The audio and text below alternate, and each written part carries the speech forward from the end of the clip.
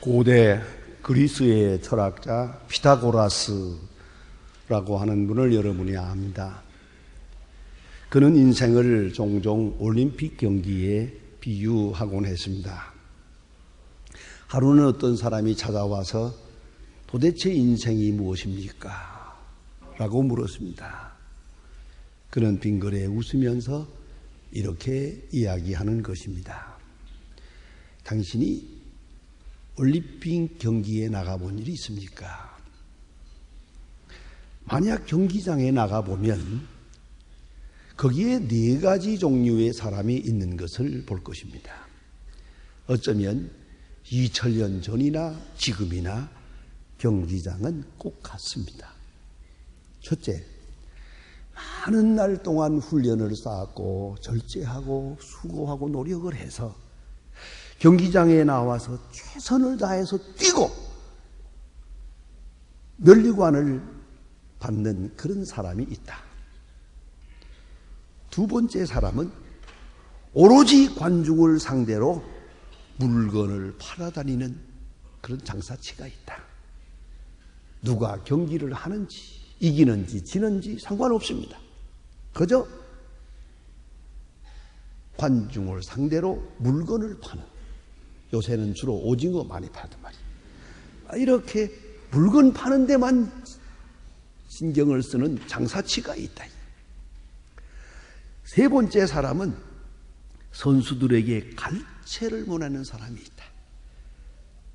자기 편 사람이 이기면 정신없이 미친 듯이 갈채를 하고 또 옆에 사람들하고 이야기를 하고, 그래서 그 이긴 사람과 자기와 감정을 동일시하면서 그렇게 미친 듯이 떠드는 그런 사람이 있더라. 네 번째 사람은 그냥 구경하는 사람이 있다. 누가 이기든 말든 잘했든 못했든 상관없고 그냥 구경하는 사람들이 있더라. 피타고라스는 물었습니다. 당신은 어느 쪽입니까? 인생 4가지 종류 중에 당신은 어느 쪽이냐고요. 생각이 없는 동물보다 생각하는 인간이 아름답습니다. 때로 보면 동물의 세계가 평화롭게 보이기도 합니다. 그러나 그건 생각이 없습니다. 고민하는 동물 없습니다. 인간은 고민함으로 인간입니다. 동물의 세계를 가만히 텔레비에서 보다가 재미있는 장면을 보았습니다. 제 생각에는 사자는 아무 걱정도 없을 것 같아요. 근데 사자가 더 걱정이 많답니다. 더구나 숫사자는 팔자 좋은 놈이에요. 사냥은 전부 암사자가 하고 저놈은 그냥 맨 먼저 가서 으르렁대면서 뺏어 먹고, 그런데 숫사자는 24시간 중에 20시간을 잔답니다. 잠꾸러기랍니다. 먹고 자고 먹고 자고. 그래, 그 동물이 행복한 것입니까? 여러분, 고민이 없는 동물이기보다는 많은 고민이 있는 인간, 그 속에 아름다움이 있는 겁니다. 고민이라고 하면 자기중심적인 고민을 가진 사람이 있어요. 내가 무엇을 먹고 내가 어떻게 되고 내 명예가 어떻고 내 체면이 어떻고, 에고센트릭, 자기중심적 고민에 빠져야 돼요. 그런가 하면 다른 사람을 위해서 고민하는 사람도 있어요. 저는 그런 장면을 아름답게 봅니다. 어머니가 어린아이를 앞에 놓고 이렇게 음식을 먹일 때, 이놈은 안 먹겠다고 도망다니는 걸 붙들어 가지고 놓고 그걸 좀 더 먹이려고 한 숟가락만 더 먹어달라고 이래저래 잘 먹여보려고 애쓰는 어머니의 마음, 역시 어머니의 마음은 거룩하다고 생각합니다. 이건 자기가 먹자는 거 아니에요. 자기 행복이 아니에요. 그 아이를 건강하게 행복하게 해주자고 그렇게 애를 쓰고 있어요. 그 마음으로 항상 세상을 산다면 얼마나 아름답겠습니까? 남을 기쁘게 하기 위해서 정성을 기울이는, 고민하는 그러한 고민 말입니다. 그건 아름다운 게 아니겠습니까? 또 하나는 과거에 속한 고민이 있어요. 옛날에 뭐 어쩌고 잘못된 일들이 있고 잘된 일도 있고 원한이 있고 억울함이 있고 분하고. 여러분, 이제쯤은 잊어버려도 되는데 아직도 과거 일을 생각하며 그 마음의 번민에서 헤어나지 못합니다.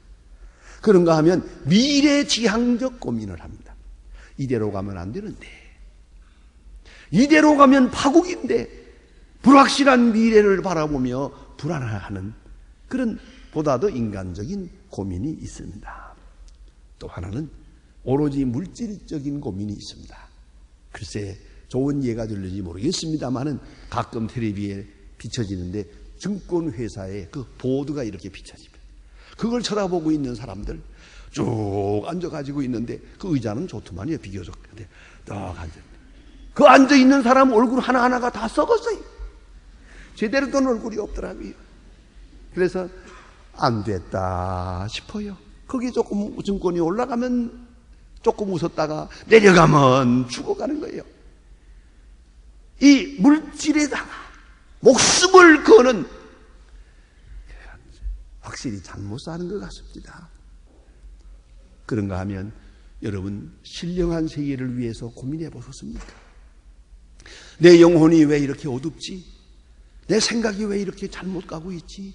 내가 왜 이렇게 점점 심령이 점점 나약해지고 허무해질까? 내 영혼이 왜 이 모양이 되어 가느냐 이거예요. 자기 영혼을 생각하며 고민하는 그런 실존적인 고민, 그것은 아름다운 것이라고 생각합니다. 하나님의 뜻대로 하는 고민, 그건 귀한 것입니다. 또 한 가지 있습니다.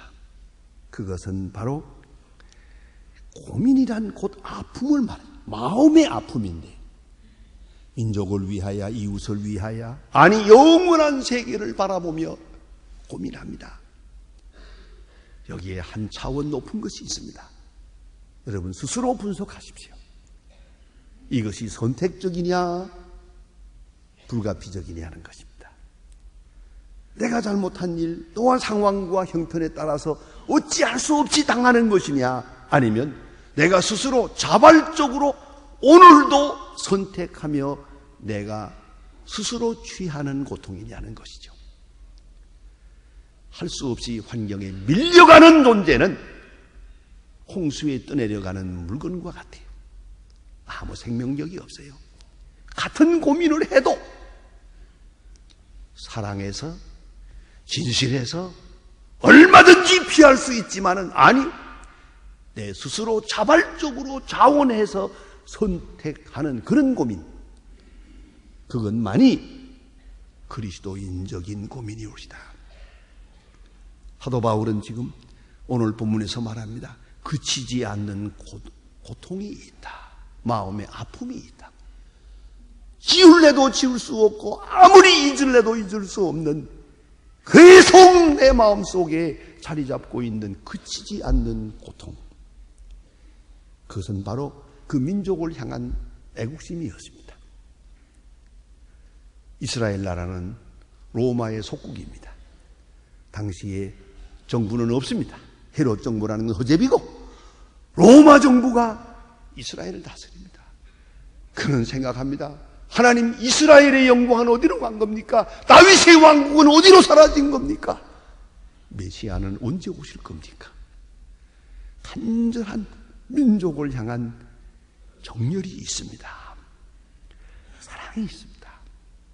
그는 이 애국심을 선교열로 이렇게 승화시킨 것을 본문에서 읽을 수 있습니다.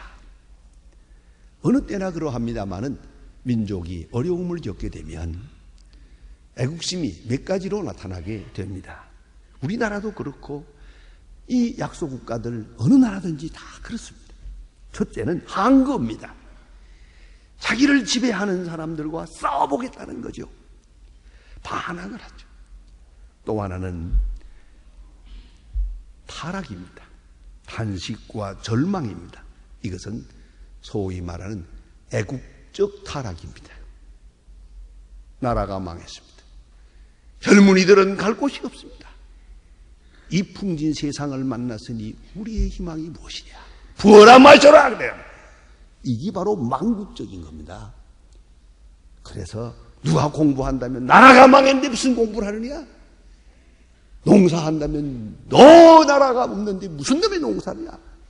그리고 먹고 마시고 술집에서 유곽으로 이 민족이 한때 이렇게 타락을 하더니 그 망국적인 풍속이 지금까지 이어지고 있어요. 나라가 망했는데 이 꼴인데 까짓 거 뭐 이 무슨 짓입니까? 딴에는 애국심이랍니다. 이게 애국적인 타락이래요. 또 하나는 반항이올시다. 그래서 반사회적인 행동을 불사합니다. 폭도가 됩니다. 독립을 위해서 하는 일이니까 모든 것은 정당화될 수 있다. 폭도가 되고 강도가 되고 도적이 되고 그런 일이 우리나라에도 많이 있었습니다. 만주벌판에서 많이 있었습니다. 애국이라는 이름으로 얼마나 잘못된 일들을 많이 했는지 모릅니다. 이거 인정해야 됩니다. 여기서 목적만 남고 방법을 잃어버린 겁니다. 또 하나는 당시에는 가장 온건파로 인정을 받는 게 있습니다. 그것이 바로 이제라도 다시 시작하자. 아는 것이 힘이다. 배워야 산다. 가르쳐라. 배워라. 성실과 근면이다. 애국하는 마음으로 공부하라. 애국하는 마음으로 농사하라. 애국하는 마음으로 정직하라. 안창호 선생님을 비롯하여 이런 방법으로 교육을 하면서 사회운동을 일으켰습니다. 그것이 애국운동이었습니다. 또 하나는 선교열입니다. 애국은 곧 전도다. 이 민족이 하나님께 돌아와야만 산다. 그런 거로 전도하라. 그죠? 어떤 목사님들은 일생에 교회 100개를 세웠다고 자랑을 해요. 정말입니다. 열심히 전도했습니다. 이게 바로 애국심이었습니다. 나라를 살리는 길은 이것밖에 없다. 그래서 열심히 전도했습니다. 3.1운동이 바로 교회 부흥으로 그렇게 바로 이어지는 것을 볼 수가 있습니다. 사도 바울의 애국심은 신앙적이요 복음적이었습니다. 오늘 본문에 보는 바 이 말씀의 뜻을 깊이 이해하시길 바랍니다. 그치지 않는 고통이 있다. 언제나 어떤 때나 어떤 사건에서도 잊을래도 잊을 수 없고 벗어날래야 벗어날 수 없는 고통, 민족을 향한 뜨거운 정결이 있었단 말입니다. 그는 이방인의 사도입니다. 딴 나라에 가서 열심히 전도하고 다니지만은 자기 민족을 잊을 수가 없어요. 그는 이방인의 사도로서 이방 사람들이 그리스도에게 돌아오는 걸 보면서 이방 사람들도 이렇게 그리스도에게 돌아오는데 어째서 유대 사람은 안 돌아올까? 그뿐입니까? 뭐 율법주의니 뭐니 해가지고 할 일을 받아야 하느니 말아야 하느니 계속 괴롭히는 거예요. 돌아오는 이방 사람까지도 괴롭히는 유대 사람을 보며 그런 통탄해하고 있었습니다. 그래 오늘 성경에 말합니다. 원하는 바라고. 내 고륙 친척이 그리스도에게로 돌아오는 것을 원하는 바라고. 어디까지? 놀라운 얘기입니다. 그리스도에게서 끊어질지라도. 엄청난 이야기입니다. 자세히 이해하시길 바랍니다. 여러분, 사랑에는 희생이 따릅니다. 얼마나 희생하면 되겠습니까? 물질을 희생할까요? 시간을 희생할까요? 지식을 바칠까요? 생명을 바칠까요? 바울은 말합니다. 생명보다 더 중요한가? 오늘 로마서 8장에서 봅시다. 38절에서 그는 말합니다. 내가 확신하노니 사망이나 생명이나 천사들이나 권세자들이나 현재일이나 장래일이나 능력이나 높음이나 깊음이나 다른 아무 피조물이라도 우리를 우리 주 예수 그리스도 안에 있는 하나님의 사랑에서 끊을 수 없으리라. 그리스도와 나와의 관계의 사랑은 그 어느 것으로도 끊을 수 없다. 그러나 그리스도에게서 저주를 받아서 끊어질지라도 원하는 바라고. 단적으로 다시 말씀을 드리면은 내가 그리스도에게서 끊어져서 내 영혼이 지옥으로 떨어지더라도 원하는 바라고. 내가 지옥 가서 이 백성이 구원받을 수 있다면 언제라도 가겠다고요. 이만큼 뜨거운 정열을 고백하고 있습니다. 사도 바울의 애국심입니다. 사도 바울의 그 민족에 대한 사랑입니다. 그리스도에게서 끊어 저주를 받으라도 내 민족이 돌아왔으면 그 엄청난 정열로 이스라엘을 사랑했습니다. 그리고 실제로 그러했습니다. 그는 어느 마을에 가나 유대 사람의 회당에 들어가서 복음을 전했습니다. 가는 곳마다 유대 사람들은 그를 핍박했습니다. 그래도 복음을 전했습니다. 이 사도행전을 읽어보면 그를 핍박한 사람은 전부 유대 사람이에요. 때로는 신학적으로, 때로는 성서적으로 핍박을 했습니다. 그리고 심지어는 디모데서에 보면은 한평생 나를 괴롭힌 자가 있느니라. 그만큼 그는 핍박을 받았습니다. 그래도 그는 이스라엘을 사랑했습니다. 이걸 잊지 말아야 합니다. 그래 유명한 얘기가 있습니다. 이스라엘은 바울을 버렸으나 바울은 이스라엘을 버리지 않았다고. 그 많은 핍박을 받으면서도 끈질기게 이스라엘을 사랑했습니다. 저는 간혹 북한에 가게 되면 똑같은 질문을 받습니다. 어떻습니까? 동무 아버지가 공산당원에게 살해될 때 동무가 그 옆에 있었다면서요. 그럼에도 불구하고 조국을 돕기 위해 왔습니까? 그러면요. 그래도 나는 사랑합니다. 나는 북한을 사랑합니다. 내 민족, 내 형제를 사랑합니다. 내 아버지를 죽였지만 나는 공산당을 사랑합니다. 왜요? 몰라서 그러는 거니까요. 이걸 잊지 말아야 됩니다. 내가 어떤 희생을 치러서라도 저들을 그리스도에게로 인도하고 싶습니다. 이것이 바로 바울의 마음이었습니다. 롤로 메이의 The Courage to Create라고 하는 유명한 책이 있습니다. 사람의 용기는 몇 가지가 있다고 말합니다. 하나는 신체적 용기, 도덕적 용기, 사회적 용기. 설명하지 않겠습니다. 마지막 창조적 용기. 그것은 무엇 때문에 오는 게 아니에요. 무에서 유로 향하는 것이요. 용기는 용기일 뿐이요. 대가를 요구하는 것도 없고 결과를 기대하지도 않아요. 창조적 용기. 바울은 그렇게 그 민족을 사랑했어요. 사랑받지 못하며 가장 잔인한 핍박을 받으면서도 그대로 사랑했어요. 특별히 그의 애국심은 신학적인 면이 있습니다. 오늘 본문을 자세히 읽으면 알게 됩니다. 저는 로마서를 책을 2번 썼습니다. 그런데 로마서를 자세히 읽어나가노라면 9장, 10장, 11장, 로마서 16장 중에 석 장을 이스라엘에 대한 신앙 고백을 합니다. 하나님은 이스라엘을 버리지 않는다는 것입니다. 하나님은 이스라엘을 사랑한다는 것입니다. 그리고 이스라엘은 반드시 회복될 것이라는 겁니다. 그 신앙 간증이 바로 로마서 9장, 10장, 11장에 있습니다. 그 중에 오늘 여기 지금 시작이 됩니다. 보세요. 여기 이스라엘 사람이라 저희에게는 양자됨과 영광과 언약들과 율법을 세움심과 예배와 약속들이 있고 조상들도 저의 것이요 육신으로 하면 그리스도가 저에게서 났느니라.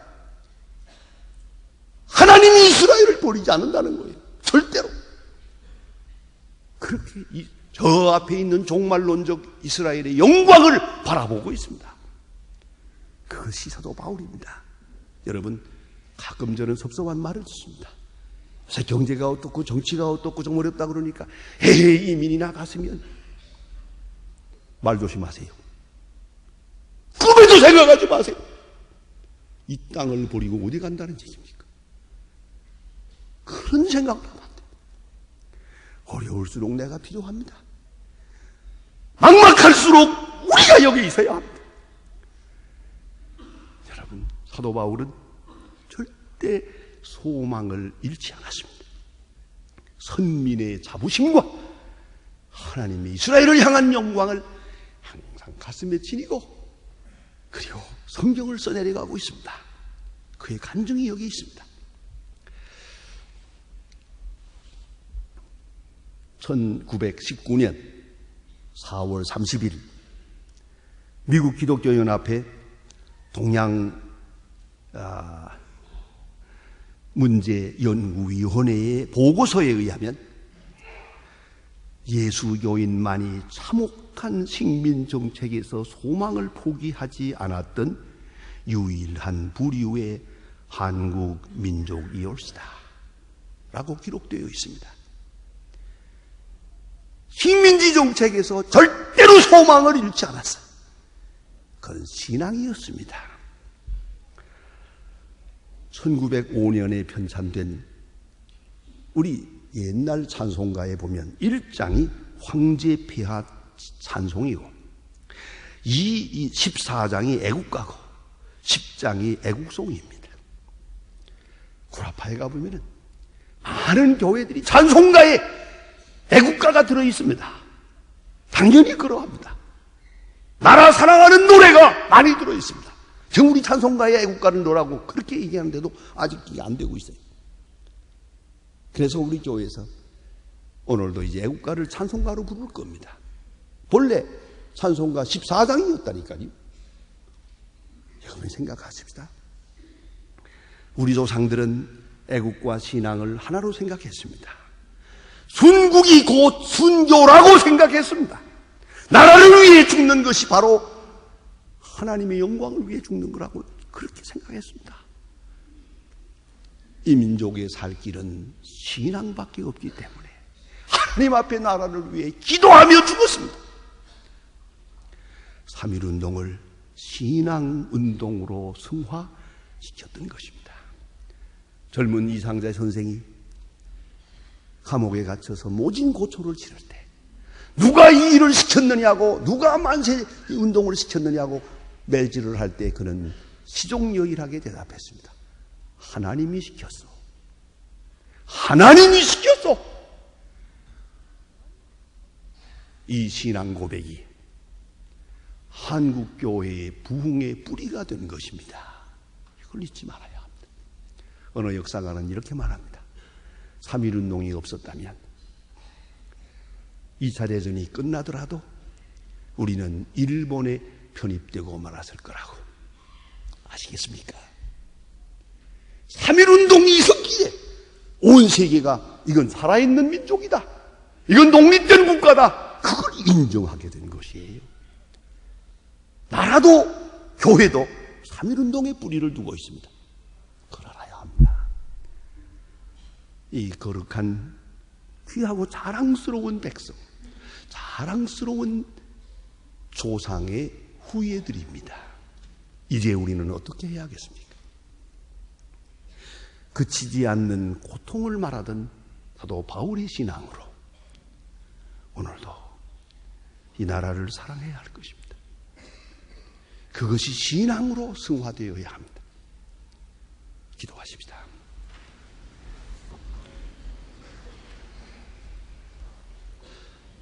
하나님 아버지, 주님께서 우리 민족을 사랑하시고 분명 우리 나라를 사랑해 주심을 감사합니다. 주여, 3.1만세를 부르며 죽어가고 나라를 위해 기도했던 우리 조상들을 생각합니다.